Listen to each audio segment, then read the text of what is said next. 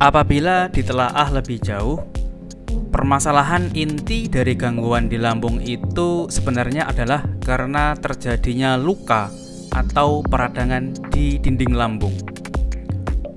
Luka atau radang tersebut salah satunya bisa disebabkan karena produksi asam lambung yang melebihi kemampuan daya tahan dari dinding lambung, sehingga merusak mukosa lambung yang berperan sebagai pelindung dinding lambung.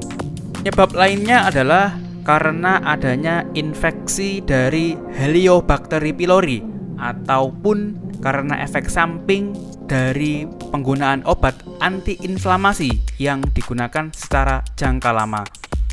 Meskipun telah terjadi sekresi asam lambung secara berlebihan, namun tidak dianjurkan untuk melakukan penetralan asam lambung tersebut, mengingat pentingnya peran asam lambung dalam penguraian sari makanan.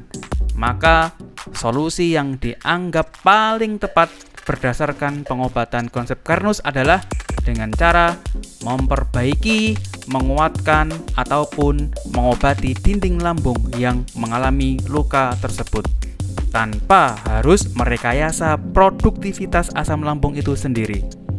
Asam lambung memang sangat diperlukan untuk menguraikan makanan menjadi nutrisi yang diperlukan oleh sel tubuh. Meskipun asam lambung bersifat korosif, namun justru sifat korosif dan penghancurnya itulah yang diperlukan untuk memecah dan menguraikan molekul makanan menjadi bentuk yang lebih sederhana. Kalau asam lambung menjadi netral, maka organ lambung akan kehilangan fungsinya sebagai pemecah enzimatis dari makanan yang kita makan. Namun tentu saja, untuk mengimbangi sifat korosif dari asam lambung tersebut, mukosa atau dinding lambungnya juga harus sangat kuat dan prima. Kalaupun memang terpaksa harus menggunakan obat penetral asam lambung, maka sangat tidak dianjurkan untuk menggunakannya secara jangka panjang agar lambung dapat berfungsi sebagaimana mestinya, yaitu menguraikan sari makanan ke dalam bentuk yang disyaratkan oleh sel tubuh. Jadi tubuh itu punya syarat-syarat tertentu agar dia mau makan, ya. Nggak seperti kadang kita makannya sembarangan gitu. Ternyata dalam tubuh dia tidak memenuhi syarat, akhirnya dia nggak dimakan sama sel tubuhnya kita.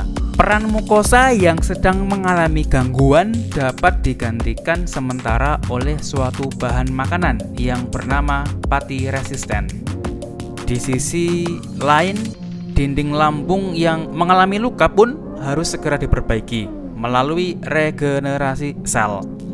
Sistem tubuh kita sendirilah yang dapat memperbaikinya selama tersedia bahan baku untuk memperbaikinya. Apa sih bahan baku tersebut?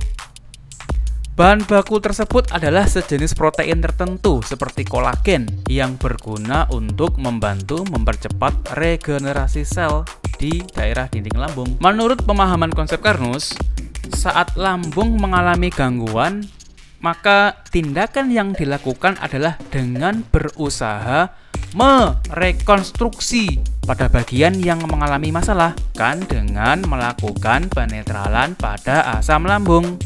Karena asam lambung sangat penting sebagai penyedia utama material metabolisme di dalam dunia sel tubuh manusia.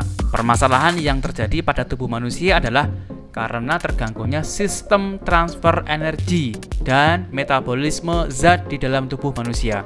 Riset yang dilakukan oleh peneliti Carnus telah menghasilkan suatu zat untuk melindungi luka lambung tanpa harus melakukan penetralan asam lambung dan sekaligus memberikan protein rantai pendek yang langsung bisa dihidrolisis oleh enzim lambung meskipun kondisi lambung sedang mengalami luka. Canggih ya. Zat tersebut adalah pati resisten pisang jenis tertentu yang dikombinasi dengan protein triple helix dari tulang sapi yang diproses dengan cara khusus seperti proses hidrolisis oleh asam lambung. Nah, ini kapan-kapan teman-teman kalau mau lihat prosesnya bisa japri ya. Manifestasi dari formulasi nutrisi tersebut terwujud dalam produk nutrisi bahan pangan fungsional yang bernama alga kolagen sereal atau biasa disingkat AG sereal.